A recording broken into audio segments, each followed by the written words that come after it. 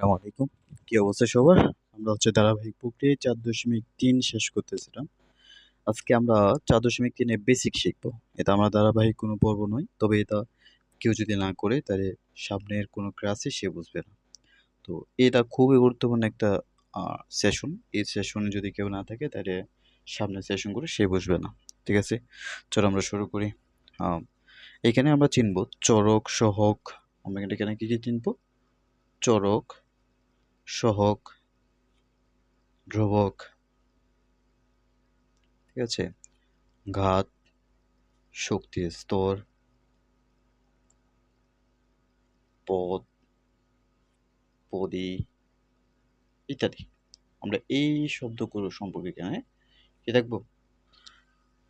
আলোচনা করব। এইগুলো যদি কেউ না পারে ভাই, তার দ্বারা আ বীজগণিত করা সম্ভব না অন্ততপক্ষে। ঠিক আছে? চলো এগুলো শিখি আমরা। ধরো আমরা কাকে বলে এগুলো পরে শিখব। আমরা জাস্ট একটা রাশি লিখলাম। ধরো এরকম x³ + t s² + 3x + y + 3। দেখতে অনেক বড় মনে হচ্ছে, কিন্তু আমরা এইখান থেকেই মোটামুটি সবগুলো শিখব। প্রথমে আছে চরক। প্রথমে কি আছে? চরক। এখন বলো চরক কাকে বলে? যার রাশি আমরা জানি না, যে রাশির মানটা আমি জানি না, সেটাই কিন্তু চরক। তাহলে এখানে চরক কয়টা? এখানে কিন্তু চরক ২টা। এক্স এর মানও আমি জানি না, ওয়াই এর মানও আমি জানি না। অর্থাৎ ওদের মান নির্দিষ্ট নয়, এরা পরিবর্তন হইতে পারে। এটাই হচ্ছে আমাদের চরক। ঠিক আছে? চরক বুঝছি। এখন চরক যেহেতু বুঝলাম, তাহলে তাহলে এখানে কিন্তু এটাও কিন্তু চরক, এটাও আমাদের চরক।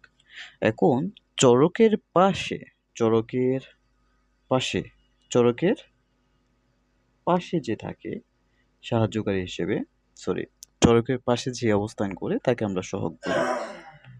তাহলে সহগ কি? চরকের পাশে যে অবস্থান করে। ঠিক আছে? এটা হচ্ছে আমাদের সহগ।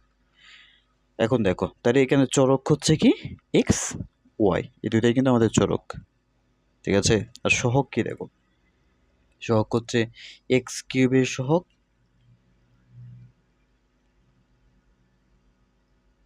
x³ এর সহগ হচ্ছে 1। ওকে? তারপর হচ্ছে s² এর সহগ হচ্ছে +3। তারপর হচ্ছে x এর সহগ, x এর সহগ কি হবে তাহলে? +3। দেখো এখানে x এর সহগ +3। তারপর হচ্ছে y এর সহগ, y এর সহগ কত হবে তাইলে? +1। দেখো কিচ্ছু নাই, তার মানে +1 হচ্ছে সহগ। তাহলে চরক বুঝছি, সহগ বুঝছি। এরপর আসো ধ্রুবপদ। ধ্রুবপদ হচ্ছে সেই পদ যাকে আমরা কোনো পরিবর্তন করতে পারি না। কি বলছি? যে পদটা নির্দিষ্ট, যে পদ নির্দিষ্ট, সেটাই হচ্ছে কি? সেটাই হচ্ছে ধ্রুবক। মনে থাকবে, এটা কিন্তু খুবই গুরুত্বপূর্ণ ভাই। ধ্রুবক, যে পদ নির্দিষ্ট সেটাই হচ্ছে কি? ধ্রুবপদ। যে পদ নির্দিষ্টকে আমরা কি বলবো? ধ্রুবক। 3 থাকতে পারে, 3 কিন্তু পরিবর্তন হয় না, তার মানে 3 আমাদের কি? ধ্রুবপদ। হচ্ছে কি? আমাদের ধ্রুবপদ, আর কোন পদ কিন্তু। এবার আসো ঘাত। ঘাত হচ্ছে উপরে যায়, যেমন ধরো এরকম 3x⁵ আর কি। তাহলে এখানে x হচ্ছে আমাদের কি?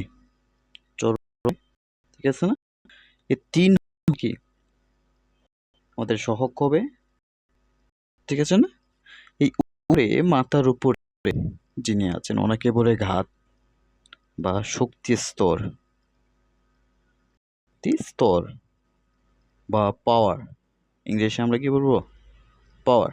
ঠিক আছে? এই 3টা নামই ওনার। তাহলে যখন কারো উপর থাকবে, যখন এটা কিন্তু আমরা চরক হিসেবেই বলেছি, এটার উপর যখন কোনো কিছু থাকে এটাকে আমরা বৃত্তীয় বলতে পারি। ঠিক আছে? বৃত্তীয় আমরা বলতে পারি। বৃত্তি আমরা কখন বলবো? যখন তার উপর কোনো কিছু থাকবে। ধরো আমার মাথার উপর ক্যাপ আছে, ধরো আমি, এটা হচ্ছে আমি, কেমন? আমার মাথার উপর ক্যাপ আছে একটা, ঠিক। আমি হচ্ছে বৃত্তি, ঠিক আছে? আর এই ক্যাপটা হচ্ছে কি আমার জন্য ঘাত, কেমন? বা শক্তির স্তর। ওকে, বুঝছি আমার? বা এটাও যদি না বুঝো তাহলে এইখানে তাকাও। এই ধরো এটা। এই যে এই কলমের উপরে যে নিবটা আছে দেখো, এটা। নিবটা কিন্তু এই কলমের উপরে আছে। তো নিবটা না থাকলেও সমস্যা নাই, কিন্তু কলমটা উপর হচ্ছে নিবটা দাঁড়িয়ে আছে। এই নিবটা হচ্ছে আমাদের জন্য শক্তির স্তর, আর নিচের এটা হচ্ছে কি আমাদের জন্য ভিত্তি। মনে থাকবে? তাহলে ভিত্তি চিনলাম, শক্তির স্তর চিনলাম, পদ চিনলাম। পদ চিনি, পদ। পদ হচ্ছে পদ পদ হচ্ছে প্লাস অথবা মাইনাস দ্বারা যুক্ত রাশি। আনসার প্লাস আর মাইনাস দ্বারা যুক্ত রাশি। দেখো চিন্তা করো, প্লাস আর মাইনাস, ইন্টু আর ডিভিশন কিন্তু থাকবে না এখানে। তাহলে এখানে দেখো পদ কয়টা? এক, এটা প্লাসের সাথে আছে, 2, 3, 4, 5। তাহলে এটা পঞ্চম পদ। কয়টা পদ? উপরের রাশিতে কয়টা পদ আছে? উপরের রাশিতে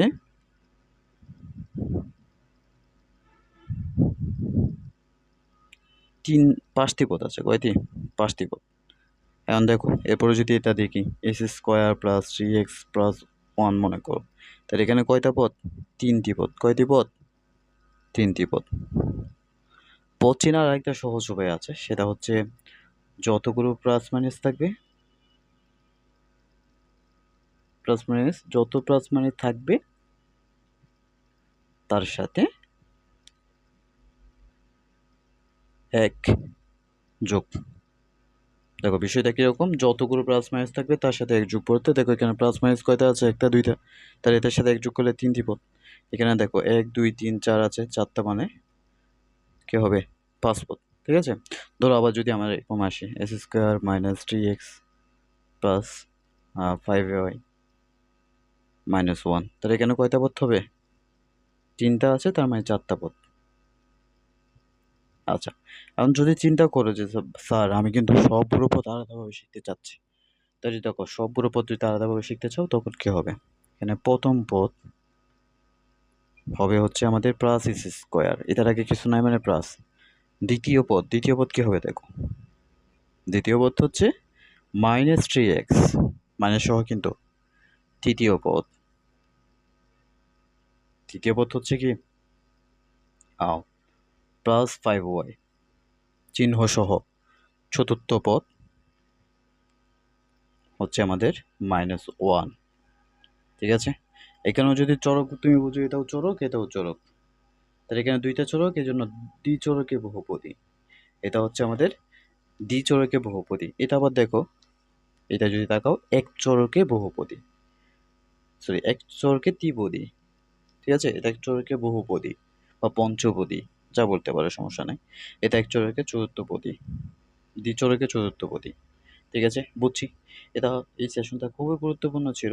যারা এই সেশনটা করবা না বা করেনি, আমি তোমাদের বলবো যে গত সেশনটা করে এটা করো। কেমন? এটা খুবই গুরুত্বপূর্ণ ভাই, এটা ছাড়া তুমি কোনো কিছু করতে পারবে না।